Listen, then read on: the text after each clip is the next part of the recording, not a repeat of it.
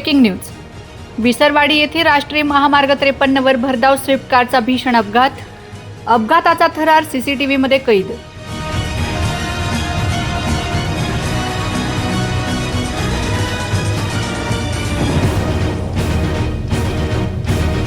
कारमध्ये आढळले दारूचे खोके. तस्करीचा संशय बळावला. अपघातात दोघे गंभीर जखमी. प्रकृती चिंताजनक. विसरवाडी परिसरात एकच खळबळ.